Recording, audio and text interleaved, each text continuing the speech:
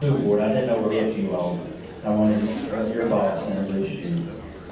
Or any other elected officials. I don't remember seeing any other elected officials. We've got a number of our HCC people here. Thank you. The other school. Let me just say that we're very thankful to have this person coming to us as our superintendent. He was named superintendent in April of this year and began his duties just 2 weeks after he was named. He was ready to go. He served as superintendent of Pflugerville, and Charles, you know, they cheated last year. I know, we finished second behind Pflugerville. So that's why we're going to use you to help us this year. But he was superintendent of Dupre before joining FBISD. But you know, Charles is actually returning to us at FBISD, where he actually served as associate superintendent and the chief financial officer for 11 years before Pflugerville stole him in 2006.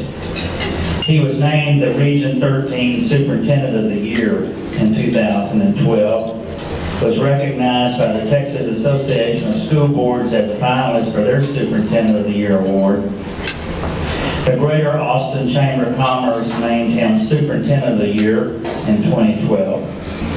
And previously in 2008, he was awarded the Excellence in Education Leadership Award for his dedication to improving the training and development of school leaders.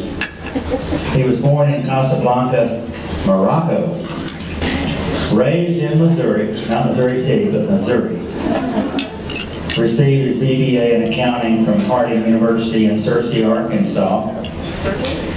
Came to Houston and got his master's degree in education administration from U of H, and is currently pursuing his doctorate degree in educational leadership at Lamar University in Beaumont.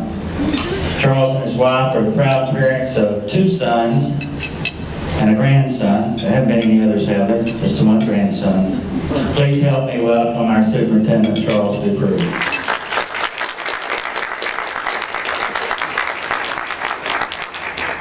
All right, thank you, Mayor. I am wired. I love this technology. Yeah, but before you get away, Oh, no. before I forget, you are going to sign your pledge, right? I will. You want me to do that before I speak? Yes, I do. Yeah. No, I will tell you, I'm committed to winning this. Now, I think Sugar Land's competing too, though. Oh, yeah. So that makes me a little anxious. All right. No, I You got the school board members to commit after this. I knew that was going to come up because Pflugerville won that HEB Healthy Challenge last year. We worked hard to win that, and so when I came back, I'm like, that's going to be on my radar this school year, I can assure you. So thanks for giving me a chance to sign that. I appreciate your having me today. It truly is a blessing to be with you. You're going to find with my speaking, I'm kind of random. I make a little list of talking points and I talk through those rather than read a speech. So if that's disconcerting, I'm sorry. I bounce all over the place because I just, whatever comes to mind. And frankly, I'm going to talk just for a little while. And then I'm going to let you ask me questions if there's anything on your mind. First thing I need to do, though, is a good superintendent knows he always introduces his school board members first. And we're blessed to have 3 of them with us today. We have Bruce Albright, the board secretary. Graham James, the board's assistant secretary this year. And trustee Jenny Bailey.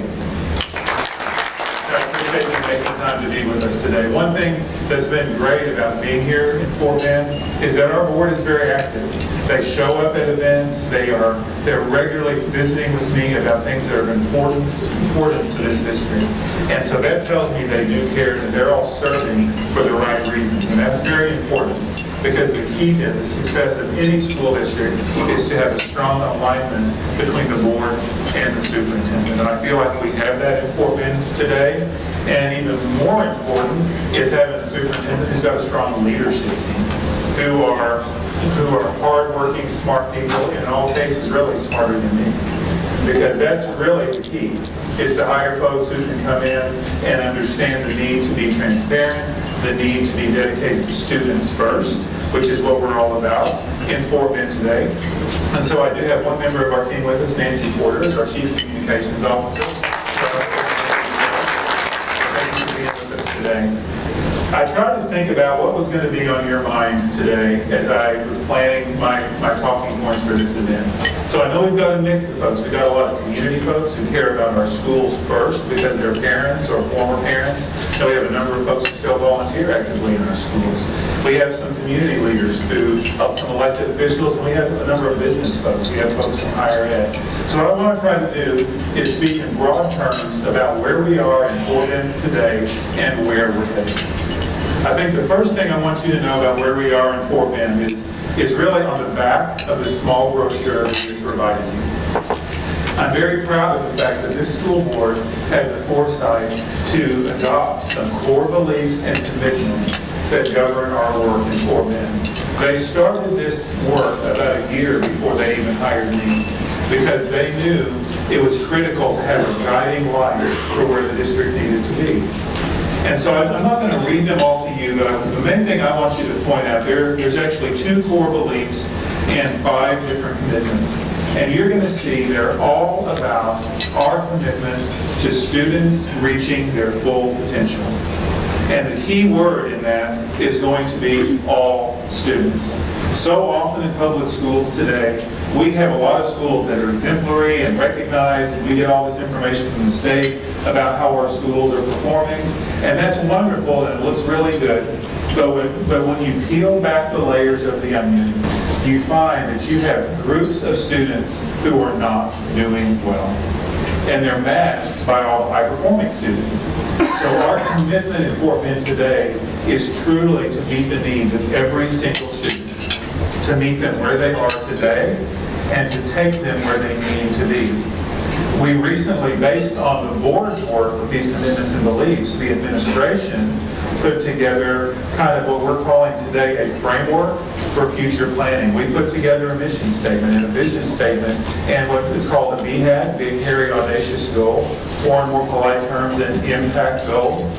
So we have those things on our mind because, and what they're rooted in is the idea that not only are we to provide an education for students, but we're to give students a vision for the future. So our mission, we believe that Fort Bend ISD exists to inspire and equip students for a future beyond what they can imagine. If you think about what that really means, today, we have students in our school district who are going to be doing things in 25 or 30 years that we can't even begin to dream about today.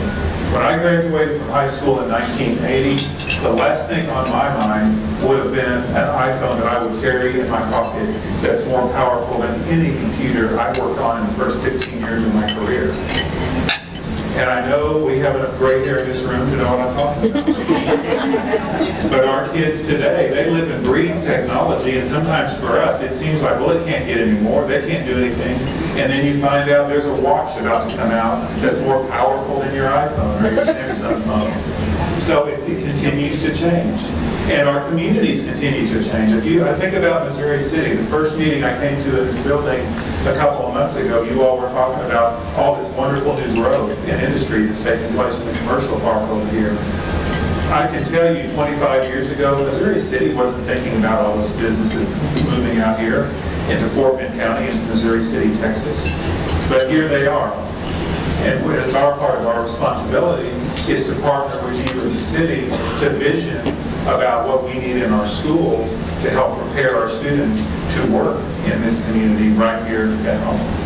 You know, we can have a lot of fancy words on paper, but if we're not putting them into action, it really doesn't matter. So I was a little late getting here today because I met with our principals this morning, as I do every month. And the thing we talked about this morning is how critical it is to align everything we do into one system. We need to have one school district operating in a unified manner with a focus on every single student. We don't need Willow Ridge High School doing different things than Ridge Point High School, doing different things from Clements High School, doing different things from the Woods High School. We need a common curriculum We need common systems. We need a common understanding and a shared belief that together we can all help every student fulfill whatever future awaits them. And so that's what we're about. It's challenging work, I can tell you. I'm very careful about how I frame some of my comments about the school district. Although I will tell you, I worked here for 11 years, so I feel like I'm a family member, so I kind of talk about my sister if I want to sometimes. And so I feel like I'm a newcomer coming in totally from the outside. One thing Fort Bend has always struggled with is having aligned systems and having the proper level of oversight of all of the schools and keeping them aligned within a narrow band. You know, autonomy, you all know what the word autonomy means. Principals love autonomy. They love to run their school as if it's in their own school district. That's right. Because it gives them the freedom to do what they want to do. But all the research tells us that's not good for schools. Students don't perform at their highest when principals are running their own school. It is my job and all of my colleagues' job in central admin to provide the tightness. We determine, we share this. These are the things that are tight in our management. We're going to have a tight curriculum. These are the things you will teach. Principals, you can have the looseness of identifying this is how we're going to teach it. Because that's the magic of teaching. Teachers are artists, they're scientists, and we have amazing teachers in Fort Bend ISD. But it is not their job to determine what they're going to teach. The state has told us what students are expected to learn in high school. And it's our job to make sure that that happens. It's the teacher's job to determine how they're going to do it. And we want to provide them all the latitude in the world to teach to their heart's content. And we want to check the results to make sure we're getting good outcomes. Because we know that effective teaching is what's really, really important. And I think the good news at Fort Bend, we have a whole lot of effective teachers. Fort Bend is rich with good staff, hardworking staff, good principals, good teachers, high-quality learning environments throughout the district. The piece that's been missing is the alignment and the expectations that we're all going to operate within one organizational structure. So really, it's an easy job to bring that together, except it's hard because you're moving a lot of people's cheese. You know, when you expect people, the reference to they move my cheese, change is hard. So one of our common themes in Fort Bend since I've arrived has been the difference between change and transition. So we talk about a change, something ends and something begins, but we have to manage the transition very carefully. Because we don't want to be disrespectful of anyone who has worked in this organization a very long time. Because I believe with all my heart, everyone works all day, every day to do their very best for children. I believe that. And so I want to respect the hard work and value that, but I also want to be able to inspire folks to see the need for change where it is needed. Never change for the sake of change, but where and when it is needed. So one thing we're doing, there's a handout that is in the large flyer, and it talks about our Educational Futures Conference. I am thrilled with what's about to begin in Fort Bend ISD because, as I've said and written many times, Fort Bend is a great district, got a strong foundation, but it's really time to inspect our practices to make sure that we are operating a school district that is going to truly prepare students to take their place in the workforce and in our community in the future. And so we're going to engage our community in the strategic planning process. Now that may sound kind of stuffy, but this is not going to be a stuffy, stale process. We're beginning next Wednesday. So I want you to take this paper. It's got some key dates and times. It's also got a website where you can learn a lot more information because there's 2 ways you can help us. Well, actually, there's 3. Starting next week on Wednesday, we're having this Futures Conference. Anyone and everyone in this community is invited to this Futures Conference. We're going to have a facilitator, and the facilitator's job is to spend about 2 hours discussing with the group everything that's going on in education today. How are schools who are successful being successful? How are they making a difference? What are some innovative programs, some innovative strategies? How's technology being used? What are some workforce, school district partnerships that are taking place? Everything you can imagine, all the way down to what kind of buildings are being constructed to educate students. All of that's going to be the topic of discussion for those 2 hours. Because we want to set the framework. We want people to come to the table prepared to participate in our planning process with some information.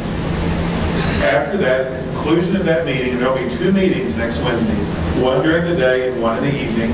They're the same format, same meeting, so people would need to come to one of those opportunities.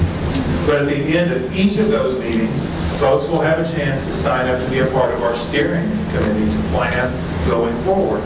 We'll choose 40 to 50 people. There's a very unbiased process to do that, but it's very important that we have representation from all across the district. We cannot have one segment of the district heavily represented on this committee and the others not.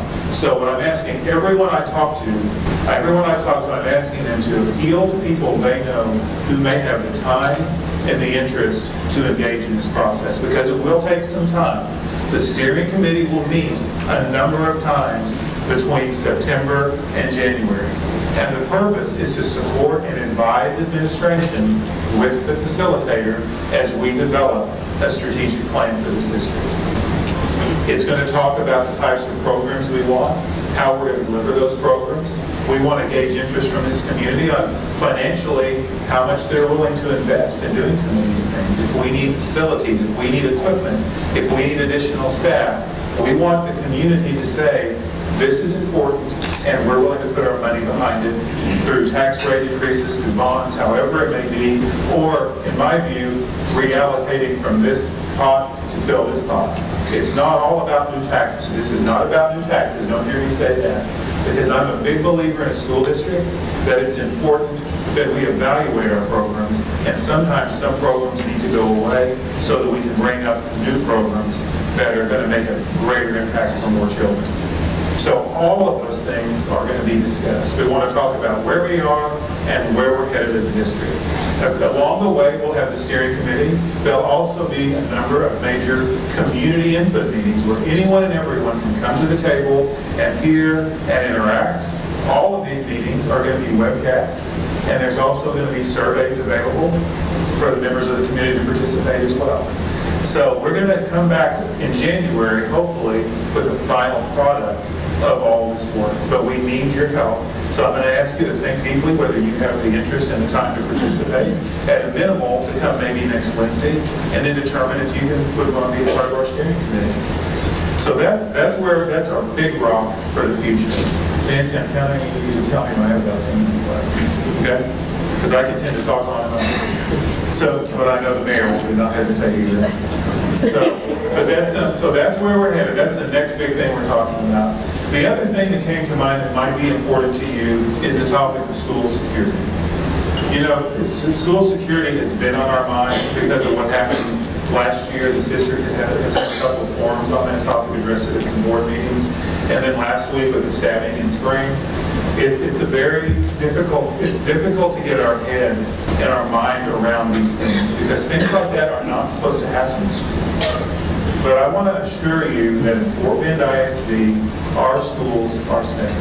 And what we're hearing, even from a national level, is that schools today are still the safest place to be.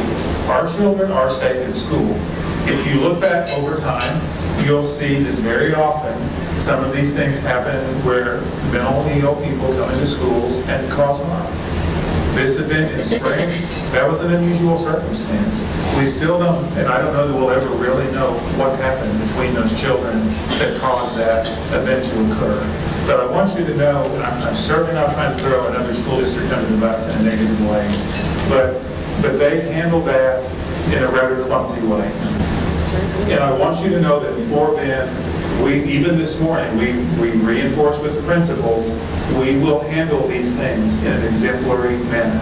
Parents, even if you have to ask parents to gather on the parking lot and use a loudspeaker to address them, parents will know what's going on, this community will know what's going on, and we will ensure students are safely protected inside our schools at all times.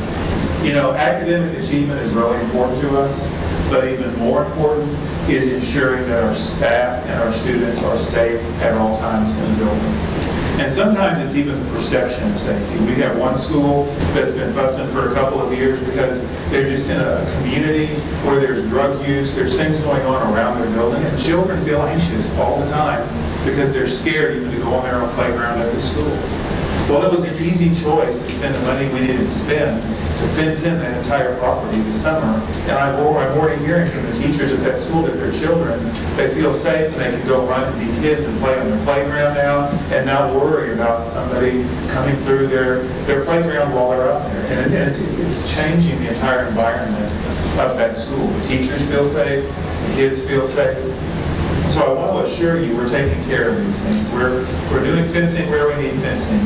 We're also, at some of our schools, we're doing designs right now, and we're actually at Elkins getting ready to break ground out there we're going to install a vestibule basically. Well, most of our schools don't have security features because they were built a while back before these things became a big issue. But we're going to go through all of our schools that are not fully secure with limited access, and we're going to do design features and take all this to the board in the near future to get them to approve the money to do these kinds of things. We're also going to expand the number, of police officers in our district. We're expanding the number of security cameras we have at our schools. All of those things that help students be safe.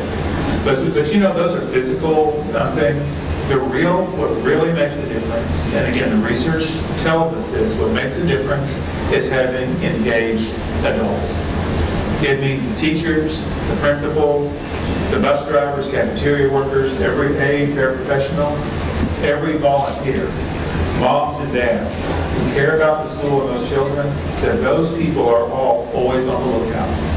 And then we teach our children to be observant as well. We started a text in 911 this year where students can text to our police department concerns. That they overhear kids talking about something. Sometimes a kid doesn't want to be seen talking to a principal if they think someone's going to connect them to hearing a conversation like that. Kids today can text with their phone in their pocket. And so our police chief, he says, last year I think he said we got 600 call-ins from kids reporting concerns. In 1 month, with less than 1 month of school, we've already gotten 60. So kids are not afraid when you give them the opportunity. They will tell what's going on, and that's going to keep them and our schools safe. So have faith. Let us know if you have concerns, but trust, we're on top of school security in Fort Bend ISD. Let's see, I've talked to you about security, I've talked to you about planning. Partnerships are very important to me. One of the most important things I think we have to do is we have to determine who in this community wants to and has the capacity to work with us to help build rich learning experiences for our students. You know, and it ranges, we've got some great things going on with ACC right here in Missouri City. We're offering dual credit in our high schools for the first time, I think. And we're going to expand that to the whole district, but I'm glad it's getting a start right now at 2 schools. We need that a great deal. We have classes that are made, they're in those classes, and we've got the teachers, and it's exciting. The other thing that's really important to me besides higher ed, because well, let me go back, because this is critical. I want you to understand what we know about dual credit is that, well, some of you may not know what dual credit is. Dual credit is when a student can be at their high school and take, for example, an English class, and they're getting high school credit and junior college credit for the same class. They're earning college hours while they're in high school. And the good news about that is the research tells us that when they graduate, they are much more likely to go on to college and finish college if we help them earn some credits in high school. So I'm excited about that. The other partnerships we're excited about is we want to partner with businesses. You know, our students, they need to job shadow. They need internships. We need to be able to talk to businesses in this community, and we're going to do that through the EDC, through Chamber of Commerce, those kinds of things, to be able to determine what are the workforce needs in this community. And the county certainly, but what are the workforce needs in Missouri City today? And what do we need to do? What kind of program do we need at our high school that's going to help them prepare to move into those jobs? You know, there's an ongoing discussion and debate about, well, all kids need to go to college. Well, not all kids go to college. Well, the fact is, kids just need a choice. And they need to be prepared. The critical thing in my book is they need to be prepared to make an informed choice. And they need to be prepared to do whatever it is they want to do. A 16-year-old doesn't really know what their life's going to look like when they're 25 or when they're 30. They may think they do, but very few really know that. So the key is they need a rigorous academic program so they graduate from high school with good, solid academic status. They also need some kind of job skill. In many cases, that needs to look like a certificate that will allow them to earn a whole lot more money in the workplace than going to flip burgers or bag groceries. So if we give them a skill and we give them an education, then they can choose later what's going to happen. And I'm sure Dr. Garza can tell us, a lot of the students at HCC, they work their way through college. They're paying their own way. And I'm sure rather than do that at a high-wage job than at a low-wage hourly rate job where they're scraping to make every end meet, and they're more likely to drop out because the finances are just killing them or they're accumulating a whole lot of debt. So it's important to me and to us at Fort Bend that we give kids the opportunity on all fronts. And business partnerships help us with that, because if they graduate from any school here in this Missouri City community and they can live at home or get an apartment in this community, and then they can do a community college right here in this community while working a good, well-paying job right here in this community, that's only building up the economy of Missouri City, Texas. That's a good thing. This is a great symbiotic relationship when we all work together. So, I think I've said what I need to say. Nancy's giving me the fingers over there. Do I have time for one or two questions? What questions do you have for me? Is there anything I haven't talked about that you'd like to hear me talk about? The Achieve program, I'm not real sure what that is and what's going on with that. Are you referring to iAchieve? Yes. She's asking about the iAchieve program. You may have read about that recently. It's the program is that we refer to it kind of as an iPad technology implementation program in our schools. It's a program that was conceptually born about 2 or 3 years ago now, and then it was carried out and executed in the district over the last few years. We gave a report to the board on this Monday night, and there's information online, and it's also been in the media. Unfortunately, sometimes organizations miss steps. And in this case, the implementation of that program and the investment in that program it didn't go well. It wasn't well managed. And we reported all that to the board. So today where we are is I told the principals, as far as I'm concerned, the name of the program iAchieve is dead. Today we have about 7,000 iPads in our school district that were part of that program that are being redeployed for students to use in classrooms. And we're going to put together a comprehensive plan about how we're going to use them in a more effective way to improve instruction in a plan that's well developed, well vetted, and well executed. What else? What other questions do you have? The mayor was waiting for me to make a comment, so I would like to, first of all, say how pleased we are with you, Superintendent Dupre, that we have high expectations for you. So with that being said, we would like to ensure your success by supporting you in every way that we can, because when we support you, we're supporting our children. Thank you. Thank you. I'm going to tag on to that, Tammy, because I think the important thing is, people ask me when I got here, they said, well, what's your vision? What's your mission? What's your plan? And my answer is always, I don't have a vision. I don't have a plan. If I was going to have a vision, it would be that it's my job, it's my vision, that we get this entire community gathered around each and every school and each and every child, and we all work together to do what we need to do. Because ultimately, it's this community's children. It's this community's money we're spending to educate these children, and we need to reflect the values and the desires of this community, which is why we're doing our strategic planning in such a comprehensive way that we want to be inclusive. There should never be a case where I'm out ahead saying this is the way it has to be. We should all be able to get around whatever plan. Now, yeah, there'll be times I'll say, I think this is what we need to do. Give me your feedback and your thoughts on that. And then we'll go from there about reshaping it or working with it. But what you're going to find in me is a leader who's dedicated to working with our board, working with our staff, even with our students. I love working with our students. Our students have opinions, and we need to listen to them. And every staff member has a voice, and certainly every member of this community, moms, dads, and community members, all have a voice in the things that go on in our school district. Very good. Thank you.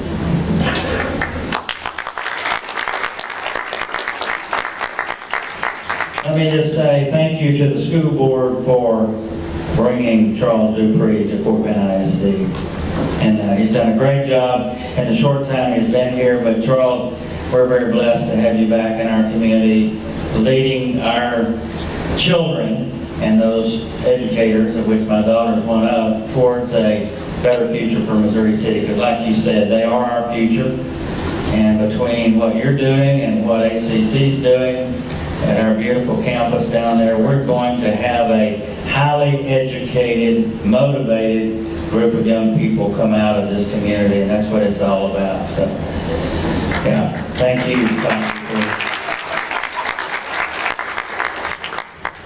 And on behalf of the City of Missouri City, we would like to present you a gift for being here today.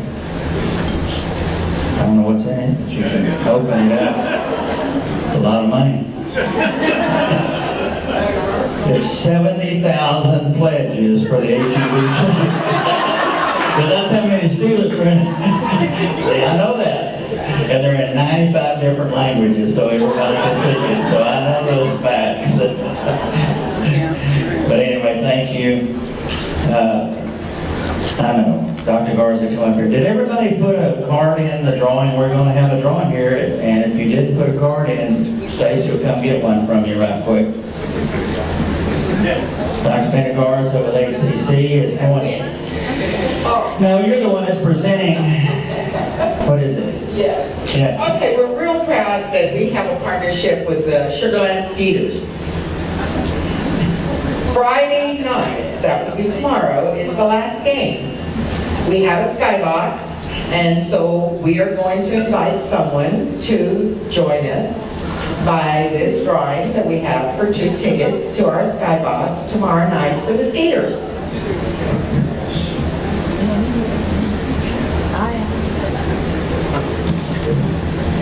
Angela Hurd. Yes.